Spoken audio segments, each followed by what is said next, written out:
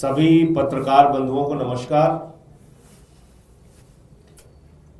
जब भी मैं भारतीय जनता पार्टी के बारे में बात करता हूं तो बार बार ये दोहराता हूं और देश के लोगों को बताता हूं कि भारतीय झूठा पार्टी का जन्म दरअसल झूठ बोलने के नाम पे ही हुआ है। दिन रात सुबह शाम भारतीय जनता पार्टी के लोग सिर्फ और सिर्फ झूठ बोलने का काम करते हैं। इसलिए मैं देश के लोगों से कहना चाहता हूं कि जब भी बीजेपी का नेता कुछ बोले उसको रीचेक जरूर कर लीजिए। यह मान के चलिए कि वो झूठ बोल रहा है। अब दिल्ली में बीजेपी ने पूर्वांचलियों के खिलाफ एक युद्ध छेड़ रखा है, एक घोषित युद्ध, एक खुलेआम लड़ाई, अपमानित करने का काम, वोट कटवाने का काम। और भाजपाइयों को मैं बार बार सावधान कर रहा हूं, दिल्ली में आम आदमी पार्टी है और जब तक हम लोग हैं पूर्वांचलियों के स्वाभिमान और सम्मान के खिलाफ कुछ भी करोगे तुम्हारी ईंट से ईंट बजा देंगे। शांत नहीं बैठेंगे, सदन से लेकर सड़क तक तुम्हारे खिलाफ लड़ाई लड़ने का काम करेंगे।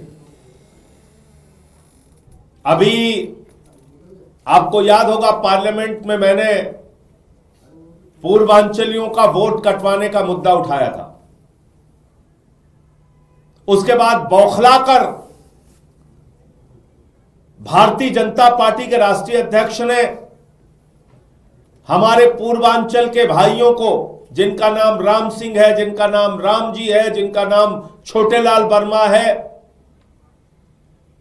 कोई दुबे है, कोई पांडे है, कोई मिश्रा है, उनको रोहिंग्या कहा, बांग्लादेशी कहा। बीजेपी पूर्वांचलियों को बांग्लादेशी समझती है। हम अपने ही देश में बांग्लादेशी हो गए। वो पूर्वांचल के लोग जो 30-30, 40-40 साल से दिल्ली में रह के अपने श्रम, अपने परिश्रम से देश की राजधानी को आगे बढ़ाने का काम कर रहे हैं, आप उनके वोट कटवा रहे हैं बांग्लादेशी कह के। और जब मैंने ये मुद्दा उठाया तो उन्होंने बदला लेने के लिए, सबक सिखाने के लिए मेरी पत्नी का वोट कटवाने के लिए ही एप्लीकेशन दे दिया। और मैंने इसकी पूरी जानकारी आप लोगों को कल एक प्रेस कॉन्फ्रेंस के माध्यम से दी। फिर भारतीय जनता पार्टी का झूठ का सेल सक्रिय हो गया। उनके झूठों की बमबारी होने लगी और इस खेल में हमारे एक माननीय सांसद मनोज तिवारी भी शामिल हो गए। चलो वो बेचारा अमित मालवीय तो झूठों का आईटी सेल चला रहा है तो उसको तो झूठ बोलना मजबूरी है, उससे शिकायत नहीं, क्योंकि वो तो झूठों का आईटी सेल चला रहा है।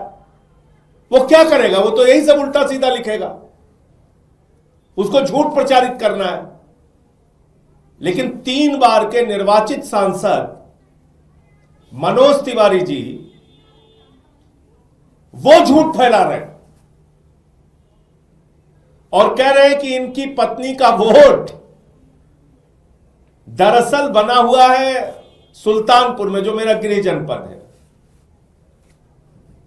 तो हमारे घर पे भी कब्जा करना है क्या भाजपाइयों? वहां से भी निकाल देना चाहते हो?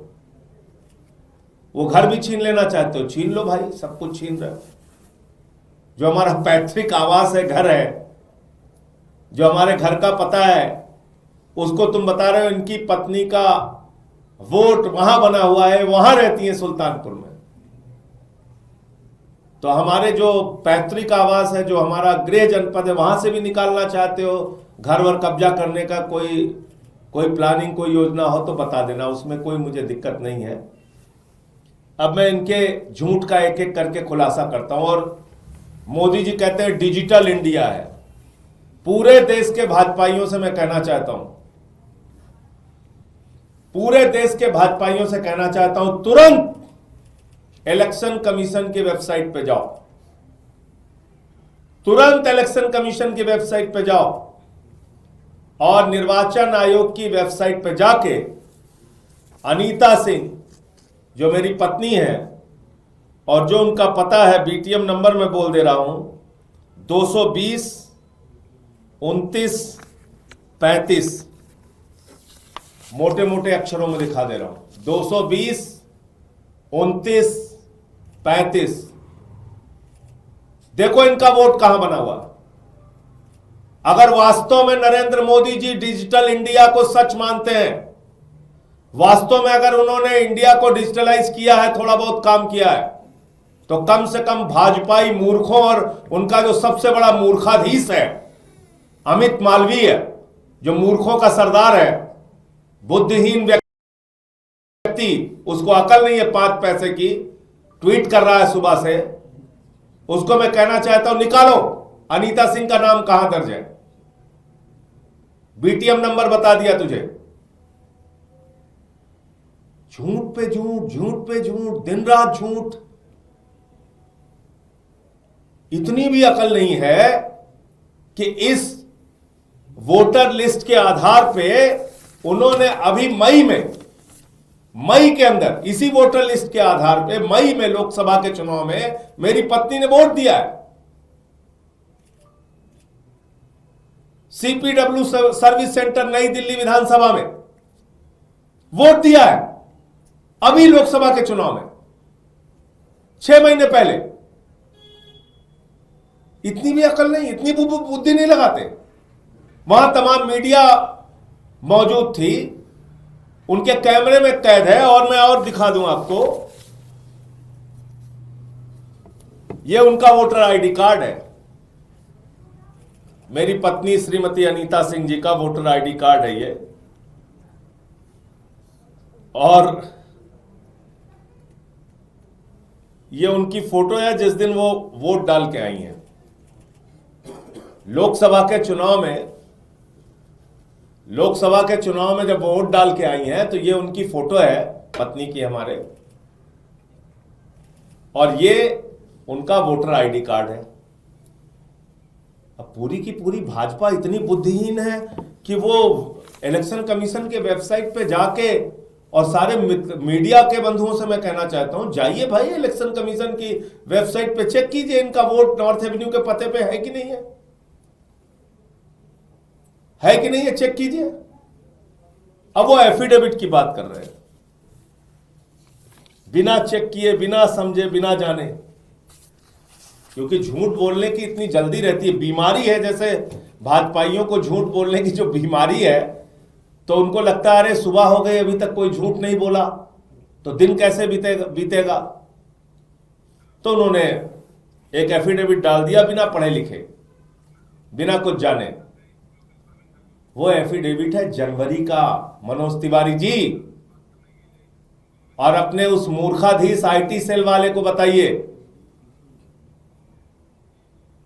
जो झूठों का सरदार है। ये देखिए, ये 4 जनवरी को बाकायदा सुल्तानपुर के जिला निर्वाचन अधिकारी के कार्यालय में वहां का वोट डिलीट करने का प्रार्थना पत्र दिया गया है।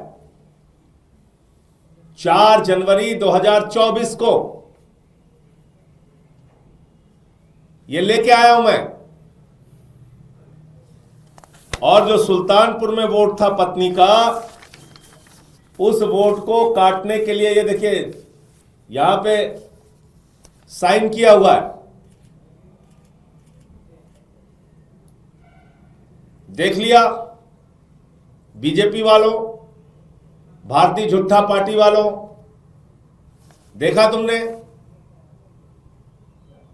सुल्तानपुर के जिला निर्वाचन अधिकारी के कार्यालय में एप्लीकेशन दिया गया है 4 जनवरी 2024 को कि हमारा वोट काट दिया जाए।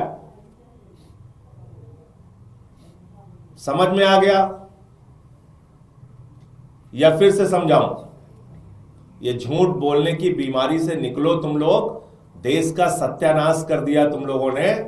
दिल्ली के अंदर पूर्वांचलियों का अपमान नहीं होने देंगे। मेरी पत्नी जौनपुर से है, पूर्वांचल से है, और तुम चाह रहे हो उनका वोट कटवा दो।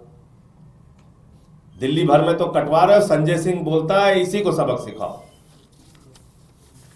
ये रिसीविंग मैं मीडिया के साथ अभी शेयर कर दूंगा, आप लोग भी इसको दिखाइए और चलाइए। तो इसलिए मैंने सोचा कि आप लोगों से पत्रकार वार्ता के माध्यम से ही सारी बातें डिटेल में करूं। और ये देखिए, जो मधु जी हैं, उन्होंने 24 दिसंबर को एप्लीकेशन दी है वोट काटने के लिए। अब ये कह रहे हैं कि भाई ये मधु जी कौन है, ये संजय सिंह से पूछिए। मतलब दुष्टों का समूह है भारतीय जनता पार्टी। अब आप समझिए कि वोट कटवाने के लिए एप्लीकेशन भी देना, और मैं बताऊं कि कौन है। जब इनके पते में जाके पूछा गया तो कहने हमें नहीं मालूम कि किसने हमारे नाम से एप्लीकेशन दे दिया। अब किसी को क्या गरज पड़ी हुई है, वो हमारी पत्नी का वोट कटवाने के लिए किसी को क्या गरज पड़ी हुई है, क्यों एप्लीकेशन देगा। तो ये सीधे सीधे भारतीय जनता पार्टी ने ये एप्लीकेशन दी है। और इस पूरे मामले को लेके कल से उन्होंने, जो आज से मनोज तिवारी जी ने और अमित मालवीय जी ने, जो मेरे परिवार को और मुझे अपमानित किया है, बदनाम किया है। 30 साल का मेरा सार्वजनिक जीवन है। इस तरह के झूठे आरोप लगाए हैं कि मैं झूठ बोल रहा हूं। इन दोनों लोगों के खिलाफ मैं डिफेमेशन का मुकदमा करूंगा। इन दोनों लोगों को न्यायालय में लाऊंगा और वहां पे इनको एक एक बातों का जवाब देना पड़ेगा।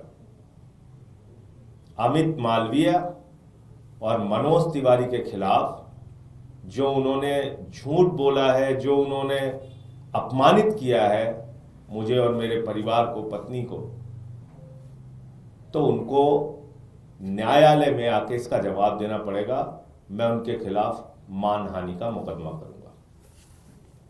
आपके कोई प्रश्न हो आप पूछ सकते हैं। सर वही दोहरा रहा हूँ, बीजेपी की तरफ से कहा जा रहा है कि जो एप्लीकेशन फाइल हुआ था नेता सिंह जी का नाम काटने के लिए, वो आम आदमी पार्टी की ही कार्यकर्ता हैं, आम आदमी पार्टी से जुड़ी हुई हैं और खुद आप लोगों ने करवाया है। कल उन्होंने कैमरे पे आके बोला, वो वीडियो आप लोगों को मिली कि नहीं मिली, मैं दे देता हूं। उनको पता भी नहीं है कि उनके नाम से एप्लीकेशन पड़ी है। कौन कर रहा है ये खेल, कौन कर रहा है मैं बताऊं आपको, एक एक करके बताता हूं आपको, एक एक करके बताता हूं। नहीं,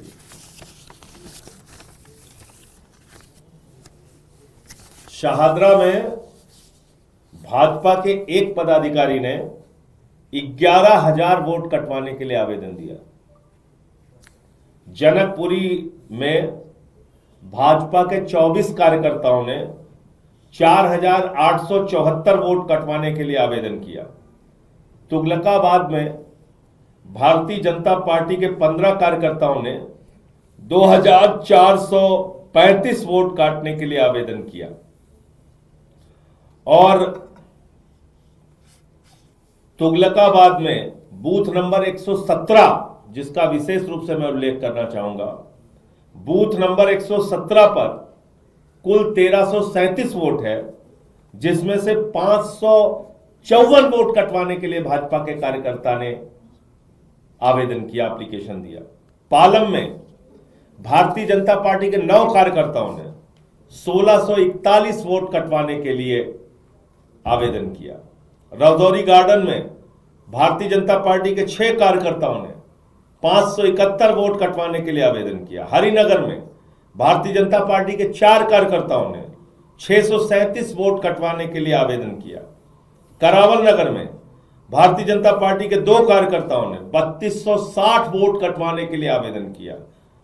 मुस्तफाबाद में एक व्यक्ति ने 534 वोट कटवाने के लिए आवेदन किया।